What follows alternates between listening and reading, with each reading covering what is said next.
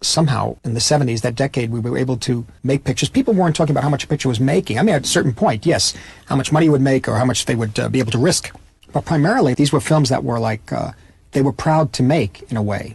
They were proud to underwrite, I think, filmmakers with, and I don't want to use it because it could become a dirty word, but vision. A vision, meaning that they have a way of telling a story, give them as much control. And that built up to, of course, United Artists, which was an extraordinary place, making Heaven's Gate. Now, I made a picture there, Raging Bull, at the same time. In fact, Raging Bull opened 10 days before Heaven's Gate. And when that folded, we folded too with it. The picture was hardly re-released. The establishment of the UA executives left. It was a complete mess. And everything was really over at that point. But it wasn't easy to get the films made in the 70s, but there was an atmosphere of making special movies. But when we hit the 80s, complete coup d'etat. I guess it's a hard one to talk about because I can't really talk about my friends. That's like De Palma and Coppola and Spielberg and that whole generation. That whole generation. I mean, there's all aspects. I mean, like Coppola's a great grand painter, and well, you know, but do you two see the mafia differently? Oh yes, well, totally. You know. Well, how? All I know is like on the street corner. Yeah. Street corner stuff, nickels and dimes kind of thing, which I really... And he sees the... his and more. Well, granted, for what we were talking about, The Godfather, we're talking about Mario Puzo's original novel, and then the incredible Godfather 2, which is one of the greatest films ever made. And so Godfather 1 also, but number 2 just fills out it just like grand opera, you know. And that is like grand opera. It's something else. It's something else entirely. It's something I don't know.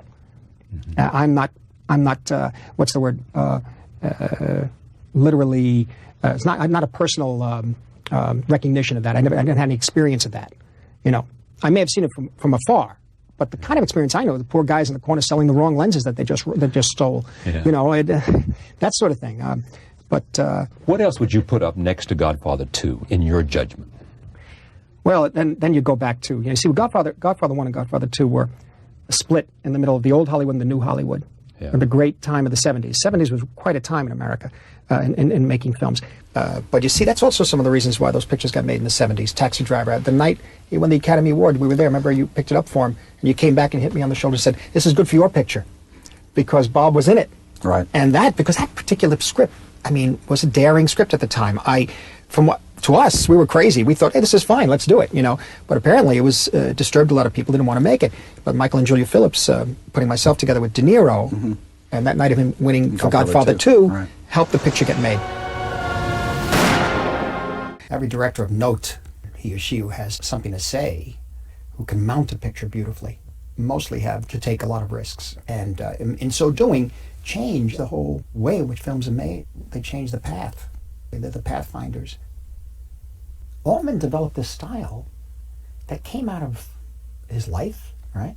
And making television films, documentaries, and it was so unique and so original. I don't even know if I can't. And they came out like one every 2 weeks. He made these picture after picture after picture.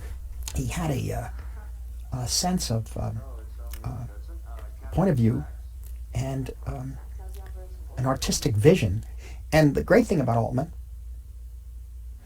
whether he was lauded by the critics or hated by the critics, he didn't care. He just kept going. Nothing stopped him. Nothing. And the films were not like any other films that were being made. To the very end. Yeah.